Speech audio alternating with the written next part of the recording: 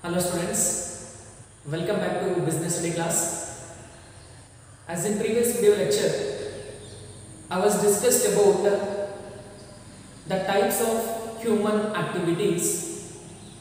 There are mainly two types of human activities. One is economic activity, then second is non-economic activity. In economic activity, we have three types.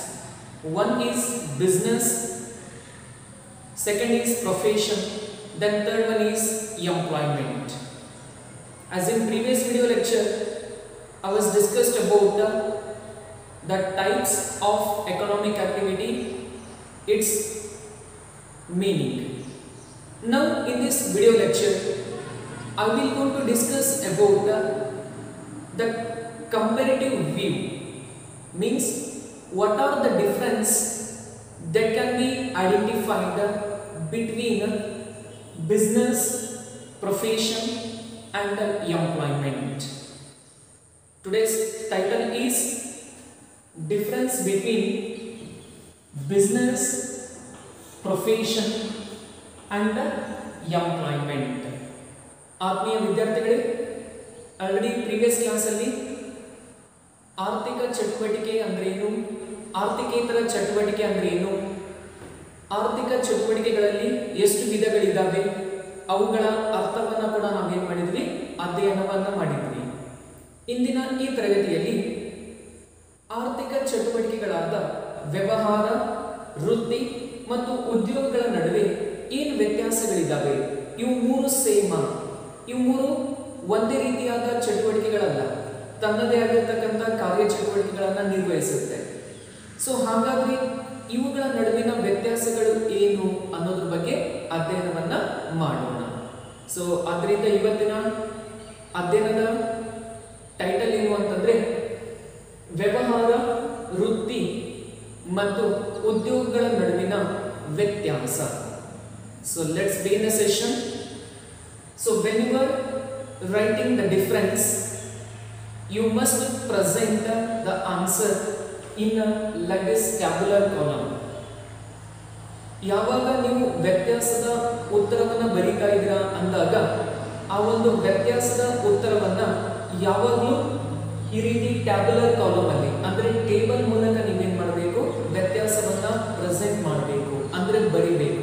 ಅಂದಾಗ ಮಾತ್ರ ಏನಾಗುತ್ತೆ, ಯಾವುದು confusions ಆಗೋದಿಲ್ಲ, ಈಸಿಯಾಗಿ ಅರ್ಥ ಆಗುತ್ತೆ ಮತ್ತು ನಿಮಗೆ ಕಂಪ್ಲೀಟ್ ಮಾರ್ಕ್ಸ್ ಬರುತ್ತೆ. So let's begin the session. Difference between business, profession and employment.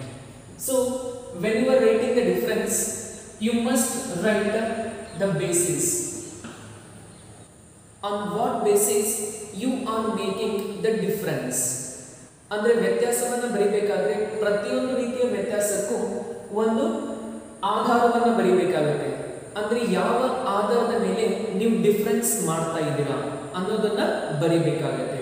So like in high school level it will be different and in PUC here also the difference. ಅಂದ್ರೆ PUC ನಲ್ಲಿ ಬೇರೆ ರೀತಿಯಾಗಿರುತ್ತೆ ಮತ್ತು ಹೈಸ್ಕೂಲ್ ಅಲ್ಲಿ ಬರತಕ್ಕಂಥ like ವ್ಯತ್ಯಾಸ ಕೆಲವೊಂದು same ಬರೆದಿರ್ತಾರೆ, ಕೆಲವೊಂದು time ಏನಾಗುತ್ತೆ ಅಲ್ಲಿ ಕೂಡ ಬೇರೆ ಆಗುತ್ತೆ. ಆದ್ರೆ when you are writing the answers like the differences, you must write the difference. ಆದ್ರೆ ಇಲ್ಲಿ PUC ಅಲ್ಲಿ ವ್ಯತ್ಯಾಸವನ್ನ ಬರೀತಾ ಇದ್ದೀರಾ ಅಂತಂದ್ರೆ ಯಾವ ಆಧಾರದ ಮೇಲೆ ವ್ಯತ್ಯಾಸ ಮಾಡ್ತಾ ಇದ್ದೀರಾ ಅನ್ನೋದನ್ನ ಬರಿಬೇಕಾಗತ್ತೆ. So there are mainly 4 columns. One is basis ಅಂದ್ರೆ ವ್ಯತ್ಯಾಸದ ಆಧಾರ, ದೆನ್ ಸೆಕೆಂಡ್ ಈಸ್ ಬಿಸ್ನೆಸ್, ವ್ಯವಹಾರ, then third column profession, ವೃತ್ತಿ, then last column employment ಅಂದ್ರೆ ಉದ್ಯೋಗ. So let's discuss the first difference on the basis of mode of establishment. ಅಂದ್ರೆ ಸ್ಥಾಪನೆಯ ಆಧಾರದ ಮೇಲೆ, ಅಂದ್ರೆ ಈ ಆರ್ಥಿಕ ಚಟುವಟಿಕೆಗಳನ್ನ ಯಾವ ರೀತಿ ಸ್ಥಾಪನೆ ಮಾಡಬಹುದು ಅನ್ನೋದನ್ನ ನೋಡೋದಾದ್ರೆ, so to start the business, entrepreneurs decision and legal formalities are required. So here entrepreneur is nothing but businessman. So the businessman decision, and by following certain legal formalities you can start the business organization.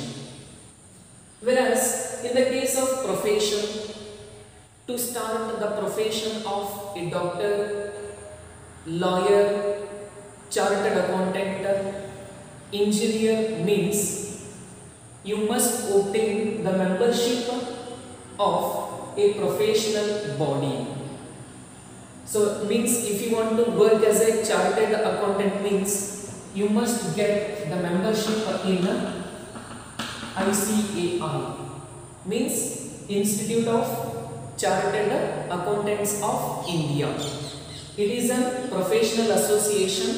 You must complete the CA course, and by getting membership in the ICAI you can start the accounting or auditing work. And in case of employment, how to start the employment? Means by making contract of employment. So by making the contract, it's nothing but agreement between owner of the business and the person who is joining for the work. By making agreement between employer and employee, they can start the employment. So ವಿದ್ಯಾರ್ಥಿಗಳೇ, ಮೊದಲನೇ ವ್ಯತ್ಯಾಸ ಸ್ಥಾಪನೆಯ ವಿಧಾನ. ವ್ಯವಹಾರವನ್ನು ಸ್ಥಾಪನೆ ಮಾಡಬೇಕು ಅಂತಂದ್ರೆ ವ್ಯವಹಾರ ಉದ್ದಿಮೆಯ ಅಥವಾ ವಾಣಿಜ್ಯೋದ್ಯಮಿಯ ನಿರ್ಣಯ ಅಂತಿಮವಾಗುತ್ತೆ. ಅಂದ್ರೆ ನಾನು ಬಿಸ್ನೆಸ್ ಸ್ಟಾರ್ಟ್ ಮಾಡಬೇಕಾಗಿದೆ ಅಂತಂದ್ರೆ ನಾನು ಡಿಸೈಡ್ ಮಾಡಬೇಕು ಯಾವ ರೀತಿಯ ಬಿಸ್ನೆಸ್ ಅನ್ನ ಮಾಡಬೇಕು ಅಂತ, ಮತ್ತು ಕೆಲವು ಕಾನೂನಾತ್ಮಕ ನಿಯಮಗಳನ್ನ ಅನುಸರಿಸಬೇಕಾಗುತ್ತೆ. ಅಂದ್ರೆ ಒಂದು ವ್ಯವಹಾರವನ್ನ ಸ್ಥಾಪನೆ ಮಾಡಬೇಕಾದ್ರೆ ಕೆಲವೊಂದು ಕ್ರಮಗಳು ಅಥವಾ ಕೆಲವೊಂದು ಹಂತಗಳನ್ನ ಅನುಸರಿಸಬೇಕಾಗುತ್ತೆ. ಅವುಗಳನ್ನ ಅನುಸರಿಸುವ ಮೂಲಕ ನೀವೇನ್ ಮಾಡಬಹುದು, ವ್ಯವಹಾರವನ್ನ ಸ್ಥಾಪನೆ ಮಾಡಬಹುದು. Then in case of profession, ವೃತ್ತಿಯನ್ನು ಯಾವ ರೀತಿ ಪ್ರಾರಂಭಿಸಬೇಕು? ವೃತ್ತಿ ಅಂತಂದ್ರೆ ಉದಾಹರಣೆ ನಿಮಗೆ ಗೊತ್ತಿದೆ, ವೈದ್ಯರಾಗಿರ್ಬೋದು, ವಕೀಲರಾಗಿರ್ಬೋದು, ಲೆಕ್ಕ ಪರಿಶೋಧಕರಾಗಿರ್ಬೋದು, ಅಭಿಯಂತರರಾಗಿರ್ಬೋದು, ಅವರನ್ನ ಪ್ರೊಫೆಷನಲ್ಸ್ ಅಂತ ಕರಿತೀವಿ. ಅಂದ್ರೆ ಎಕ್ಸಾಂಪಲ್, ನೀವು ಚಾರ್ಟೆಡ್ ಅಕೌಂಟೆಂಟ್ ಆಗಿ ವರ್ಕ್ ಮಾಡಬೇಕು ಅಂದ್ರೆ ನೀವೇನ್ ಮಾಡಿರ್ಬೇಕು, CA ಕೋರ್ಸ್ ಅನ್ನ ಕಂಪ್ಲೀಟ್ ಮಾಡಬೇಕು. ಕಂಪ್ಲೀಟ್ ಮಾಡೋದ್ರ ಜೊತೆಗೆ ICAI ಅನ್ನುವಂತ ಸಂಸ್ಥೆಯಲ್ಲಿ ನೀವು ನೋಂದಣಿಯನ್ನ ಪಡೆದು ಅಥವಾ ಸದಸ್ಯತ್ವವನ್ನ ಪಡೆದು ನಿಮ್ಮ ಒಂದು ವೃತ್ತಿಯನ್ನ ಸ್ಥಾಪನೆ ಮಾಡಬಹುದು. ಉದ್ಯೋಗ. ಸೊ ಉದ್ಯೋಗವನ್ನು ಯಾವ ರೀತಿ ಪ್ರಾರಂಭಿಸಬೇಕು ಅಂತಂದ್ರೆ, ಉದ್ಯೋಗದಾತ ಅಂದ್ರೆ ಓನರ್ ಮತ್ತು ಕೆಲಸವನ್ನ ಮಾಡ್ತಕ್ಕಂಥ ವ್ಯಕ್ತಿ ಇಬ್ಬರ ನಡುವೆ ಒಂದು ಒಪ್ಪಂದವನ್ನ ಅಂದ್ರೆ ಕಾಂಟ್ರಾಕ್ಟ್ ಒಪ್ಪಂದವನ್ನ ಮಾಡ್ಕೊಳ್ಳೋದ್ರ ಮೂಲಕ ನೀವೇನ್ ಮಾಡಬಹುದು, ಉದ್ಯೋಗವನ್ನ ಸ್ಥಾಪನೆ ಮಾಡಬಹುದು. ಇದು ಮೊದಲನೇ ವ್ಯತ್ಯಾಸ, ಯಾವ ರೀತಿ ಸ್ಥಾಪನೆ ಮಾಡಬೇಕು ಅನ್ನೋ ಆಧಾರದ ಮೇಲೆ. Then second is nature of work, ಅಂದ್ರೆ ಕೆಲಸದ ಸ್ವರೂಪ ಯಾವ ರೀತಿ ಇರುತ್ತೆ. So nature of work in business, what is the main work? That is providing goods and services to the public, manufacturing the product and selling the manufactured product to the general public to satisfy their needs. That is the major work in business. But what about in profession? So rendering personalized and expert advice or service will be in a profession. Say for example, when we not feeling well or when we sick, we are consulting the doctor and we are getting the expert advice or expert service to get recovered. That is the major working profession. So when it comes to employment, what's the main work? So doing the work as per the contract. So when we are making contract, at that time they have mentioned the duties to be performed. According to that agreement, we are doing the work. That is the second difference. ಎರಡನೇ ವ್ಯತ್ಯಾಸ ಕೆಲಸದ ಸ್ವರೂಪ. ವ್ಯವಹಾರದಲ್ಲಿ ಏನು ಕೆಲಸ ಇರುತ್ತೆ? ಸರಕು ಮತ್ತು ಸೇವೆಗಳನ್ನು ಉತ್ಪಾದಿಸುವುದು ಮತ್ತು ಅವುಗಳನ್ನು ಗ್ರಾಹಕರಿಗೆ ತಲುಪಿಸುವ ಮೂಲಕ ಅವರ ಬಯಕೆ ಅಥವಾ ಅವರ ಒಂದು ಅಭಿರುಚಿಗಳನ್ನು ಈಡೇರಿಸುವುದನ್ನು ಒಳಗೊಂಡಿರುತ್ತೆ. ಇನ್ ಪ್ರೊಫೆಷನ್, ವೃತ್ತಿಯಲ್ಲಿ ಏನಿರುತ್ತೆ, ಸೊ ಒಂದು ವೈಯಕ್ತಿಕವಾಗಿರತಕ್ಕಂಥ ಮತ್ತು ಪರಿಣಿತವಾದ ಸಲಹೆ ಮತ್ತು ಸೂಚನೆಗಳನ್ನು ನೀಡುವ ಒಂದು ಕೆಲಸ ಏನಿರುತ್ತೆ ವೃತ್ತಿಯಲ್ಲಿರುತ್ತೆ. ಉದಾಹರಣೆ, ನಮಗೇನಾದ್ರೂ ಹುಷಾರಿಲ್ಲ ಅಂತಂದ್ರೆ ನಾವೇನ್ ಮಾಡ್ತೀವಿ, ಡಾಕ್ಟರ್ ಹತ್ರ ಅಪ್ರೋಚ್ ಆಗ್ತೀವಿ, ಅವರ ಸಲಹೆಯನ್ನ ಪಡೆಯೋದ್ರ ಮೂಲಕ ನಮ್ಮ ಒಂದು ಆರೋಗ್ಯವನ್ನ ಗುಣಪಡಿಸ್ಕೊಳ್ತೀವಿ ಅಥವಾ ಅನಾರೋಗ್ಯವನ್ನ ಸರಿಪಡಿಸ್ಕೊಳ್ಳೋದ್ರ ಮೂಲಕ ಆರೋಗ್ಯವನ್ನ ಕಾಪಾಡ್ಕೊಳ್ತೀವಿ. ದೆನ್ ಉದ್ಯೋಗದಲ್ಲಿ ಏನು ಕೆಲಸ ಇರುತ್ತೆ, ಏನು ಒಪ್ಪಂದವನ್ನ ಮಾಡ್ಕೊಂಡಿರ್ತಾರ, ಸೊ ಒಪ್ಪಂದದಲ್ಲಿರ್ತಕ್ಕಂಥ ಕೆಲವು ನಿಯಮಗಳನ್ನ ಅನುಸರಿಸುವುದರ ಮೂಲಕ ಅದರಲ್ಲಿ ಏನು ಕೆಲಸ ಮಾಡಬೇಕಂತ ಇರುತ್ತೆ ಆ ಕೆಲಸಗಳನ್ನ ನಿರ್ವಹಿಸಬೇಕಾಗುತ್ತೆ. So that is the second difference. Then third, ಮೂರನೇದಾಗಿ ಕ್ವಾಲಿಫಿಕೇಶನ್, ವಿದ್ಯಾರ್ಹತೆ. So to start a business, is there any specific qualification mentioned?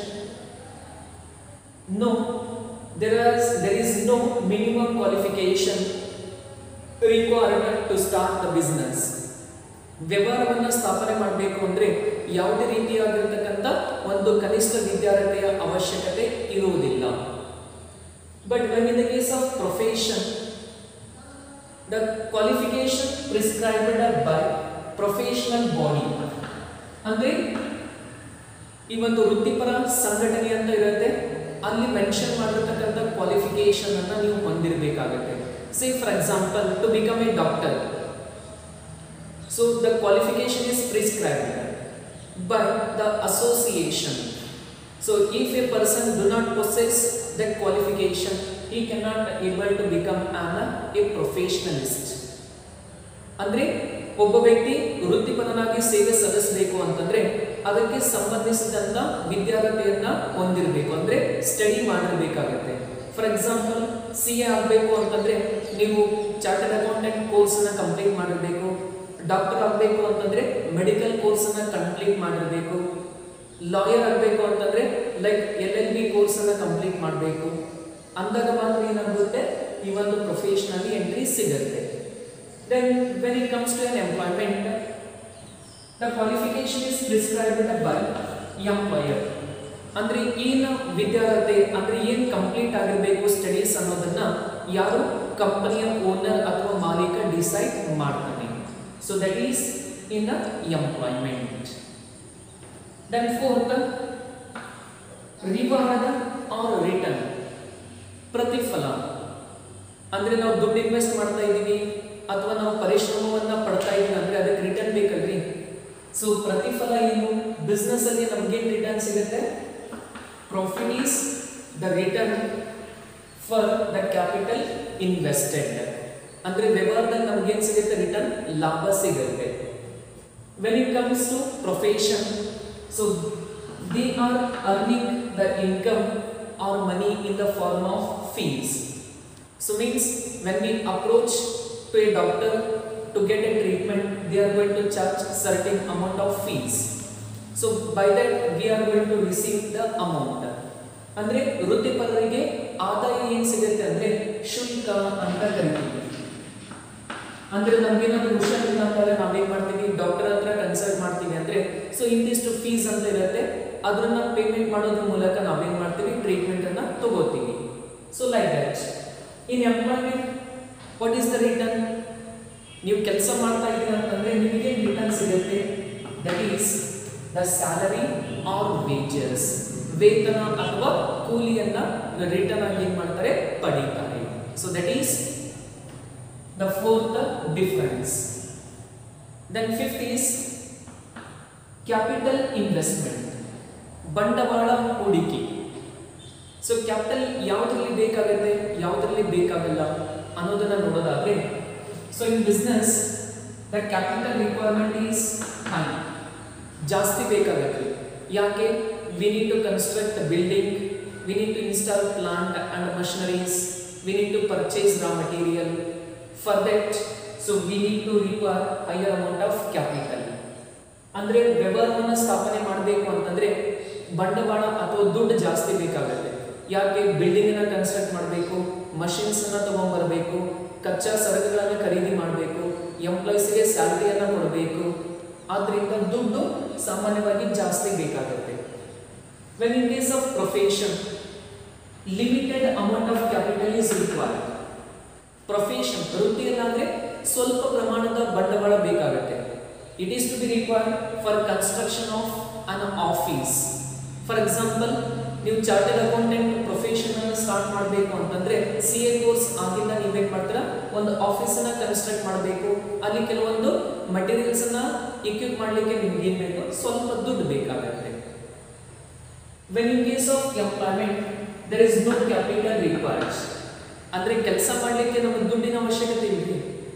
So we are using our effort, so we are using our knowledge to do the work in a company. So for that there is no capital is required. ಅಂದ್ರೆ ನಮ್ಮ ಒಂದು ವಿದ್ಯಾರ್ಥಿಗೆ ಅನುಸಾರವಾಗಿ, ನಮ್ಮ ಒಂದು ಜಾಣ್ಮೆಗೆ ಅನುಸಾರವಾಗಿ ನಾವೇನ್ ಮಾಡ್ತೀವಿ, ಕೆಲಸ ಮಾಡ್ತೀವಿ. ಅದಕ್ಕೆ ನಮ್ಗೆ ಏನ್ ಸಿಗುತ್ತೆ, ದುಡ್ಡು ಪ್ರತಿಫಲವಾಗಿ ಸಿಗುತ್ತೆ. ಅದಕ್ಕೆ ಯಾವುದೇ ದುಡ್ಡನ್ನ ಹೂಡಿಕೆ ಮಾಡುವ ಅವಶ್ಯಕತೆ ಇಲ್ಲ. So this is the fifth difference between business, profession and employment. Then sixth difference is on the basis of risk. So in case of business there will be high risk, and in case of profession there will be limited risk. When it comes to an employment, little risk or there is no matter of risk, because employee is getting regular salary, therefore we cannot able to find the risk, or sometimes there may be possibility of only little amount of risk. ನಷ್ಟದ ಆಧಾರದ ಮೇಲೆ difference ಅನ್ನು ನೋಡೋದಾದ್ರೆ, ವ್ಯವಹಾರದಲ್ಲಿ ನಷ್ಟ ಜಾಸ್ತಿ ಇರುತ್ತೆ, ಅಂದ್ರೆ ನಷ್ಟ ಆಗುವಂತಹ ಸಂಭವ ಜಾಸ್ತಿ ಇರುತ್ತೆ. ಪ್ರೊಫೆಷನಲ್ ಅಂದ್ರೆ ಸ್ವಲ್ಪ ಪ್ರಮಾಣದಲ್ಲಿ ನಷ್ಟವೇ ಉಂಟಾಗುವ ಸಾಧ್ಯತೆ ಇರುತ್ತೆ. ಆದರೆ ಎಂಪ್ಲಾಯ್ಮೆಂಟ್ ಅಲ್ಲಿ ಸಾಮಾನ್ಯವಾಗಿ ನಷ್ಟ ಉಂಟಾಗುವ ಸಾಧ್ಯತೆ ಇರೋಲ್ಲ.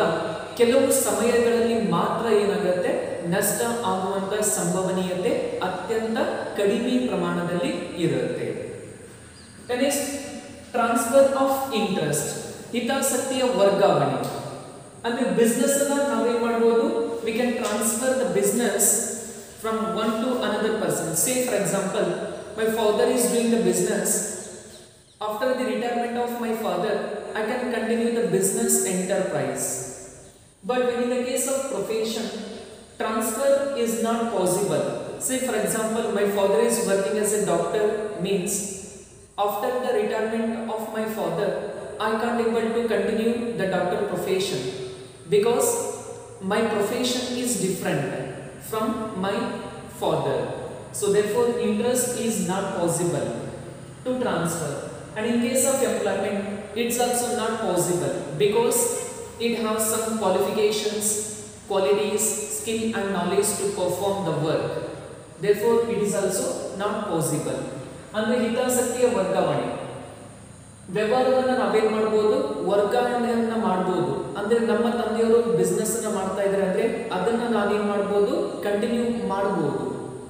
ಬಟ್ ಪ್ರೊಫೆಷನ್ ಅದನ್ನ ವರ್ಗಾವಣೆ ಮಾಡ್ಲಿಕ್ಕೆ ಸಾಧ್ಯ ಇಲ್ಲ. ಉದಾಹರಣೆಗೆ ನಮ್ಮ ಫಾದರ್ ಅಂದ್ರೆ ನಮ್ಮ ತಂದೆಯವರು, ಅಥವಾ my father is working as a doctor, means after the retirement of my father I can't able to continue. ಅಂದ್ರೆ ನಮ್ಮ ತಂದೆಯವರ ವೈದ್ಯ ವೃತ್ತಿಯನ್ನು ನಾನು ಕಂಟಿನ್ಯೂ ಮಾಡ್ಲಿಕ್ಕೆ ಆಗಲ್ಲ. ಯಾಕೆ ಅಂತಂದ್ರೆ ನನಗೆ ಅದಕ್ಕೆ ಸಂಬಂಧಪಟ್ಟಂತ ಕ್ವಾಲಿಫಿಕೇಶನ್, ಸ್ಕಿಲ್ ಅಂಡ್ ನಾಲೆಜ್ ಇಲ್ಲ. ಮತ್ತು ಎಂಪ್ಲಾಯ್ಮೆಂಟ್ ಉದ್ಯೋಗದಲ್ಲಾದ್ರೆ ಇಟ್ಸ್ ಆಲ್ಸೋ ನಾಟ್ ಪಾಸಿಬಲ್. ಇದನ್ನು ಕೂಡ ವರ್ಗಾವಣೆ ಮಾಡ್ಲಿಕ್ಕೆ ಸಾಧ್ಯ ಆಗಲ್ಲ. ಯಾಕೆ ಅಂತಂದ್ರೆ ಪ್ರತಿಯೊಬ್ಬ ವ್ಯಕ್ತಿ ತನ್ನ ಕೆಲಸವನ್ನ ನಿರ್ವಹಿಸಲಿಕ್ಕೆ ಅದಕ್ಕೆ ಬೇಕಾಗಿರತಕ್ಕಂಥ ಜಾಣ್ಮೆ, ಕೌಶಲ್ಯ, ಅನುಭವ ಮತ್ತು ಜ್ಞಾನದ ಅವಶ್ಯಕತೆ ಇರೋದ್ರಿಂದ ಅದನ್ನು ಕೂಡ ಟ್ರಾನ್ಸ್ಫರ್ ಮಾಡೋದಕ್ಕೆ ಸಾಧ್ಯವಿಲ್ಲ. ನೆಕ್ಸ್ಟ್, ಕೋಡ್ ಆಫ್ ಕಂಡಕ್ಟ್, ನೀತಿ ಸಂಹಿತೆ, means what are the rules and regulations to be followed. All those things in the case of business it is not prescribed. So but by following the social norms and the behaviors we have to conduct the business activities. ಅಂದ್ರೆ ನೀತಿ ಸಂಹಿತೆಯ ವ್ಯವಹಾರದಲ್ಲಿ ಇದೇ ರೀತಿಯಾಗಿರಬೇಕು ಅನ್ನುವಂಥ ಯಾವುದೇ ನಿಯಮ ಅಂದ್ರೆ ಇಂದಿಷ್ಟು ಇದೇ ರೀತಿಯಾಗಿರ್ಬೇಕಾಗಿರ್ತಕ್ಕಂಥ ಒಂದು ಕ್ರಮಗಳ ಅನ್ನೋದು ಇರೋದಿಲ್ಲ ಅಥವಾ ನಡತೆ ಸಂಹಿತೆಯನ್ನ ನಿಗದಿಪಡಿಸಿರೋದಿಲ್ಲ. ಆದರೂ ಕೂಡ ಸಮಾಜದ ಹಿತಾಸಕ್ತಿಯನ್ನ ಸಂರಕ್ಷಿಸುವಂತಹ ಹಿತದೃಷ್ಟಿಯಿಂದ ನಾವು ವ್ಯವಹಾರವನ್ನ ನಡೆಸಬೇಕಾಗುತ್ತೆ. In case of profession, the code of conduct is prescribed by professional body. ಅಂದ್ರೆ ನಿರ್ದಿಷ್ಟವಾಗಿರ್ತಕ್ಕಂಥ ವೃತ್ತಿಪರ ಸಂಘ ಅಂತ ಇರುತ್ತೆ, ಅದಕ್ಕೆ ಸಂಬಂಧಪಟ್ಟಿರ್ತಕ್ಕಂಥ ನೀತಿ ನಿಯಮಗಳನ್ನ ಕ್ರಮಗಳನ್ನ ಅನುಸರಿಸಿ ನಾವು ಕೆಲಸ ನಿರ್ವಹಿಸಬೇಕಾಗುತ್ತೆ. When in case of employment, the code of conduct rules and regulations decided by the employer. ಅಂದ್ರೆ ಕಂಪನಿಯ ಓನರ್ ಅಥವಾ ಮಾಲೀಕ ಏನು ನಿಯಮಗಳನ್ನ ಡಿಸೈಡ್ ಮಾಡ್ತಾರೆ ಆ ನಿಯಮಗಳನ್ನ ಅನುಸರಿಸೋದ್ರ ಮೂಲಕ ಕೆಲಸ ಮಾಡಬೇಕಾಗುತ್ತೆ. So then last difference, when you look into the examples, ಉದಾಹರಣೆಯನ್ನು ನೀಡೋದಾದ್ರೆ for business we can give example of shop, factory etcetera. ಅಂದ್ರೆ ವ್ಯವಹಾರಕ್ಕೆ ಒಂದು ಅಂಗಡಿಗಳಾಗಿರ್ಬೋದು, ಕೈಗಾರಿಕೆಗಳು ಅಥವಾ ಕಾರ್ಖಾನೆಗಳನ್ನ ಉದಾಹರಣೆಯಾಗಿ ತಗೋಬಹುದು. For profession, chartered accountant, legal, medical profession ಅಂದ್ರೆ ಲೆಕ್ಕ ಪರಿಶೋಧನೆ ಆಗಿರ್ಬೋದು, ಕಾನೂನು ಆಗಿರ್ಬೋದು ಅಥವಾ ವೈದ್ಯಕೀಯ ವೃತ್ತಿಯನ್ನ ಉದಾಹರಣೆಯಾಗಿ ತಗೋಬಹುದು. When it comes to an employment ಅಂದ್ರೆ ಉದ್ಯೋಗಕ್ಕೆ ಸಂಬಂಧಿಸಿದಂತೆ jobs in bank, government department, insurance companies etcetera.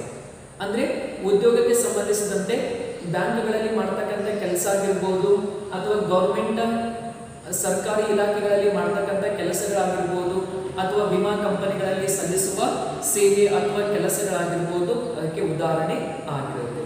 So this is about the today's topic, differences between business, profession and employment.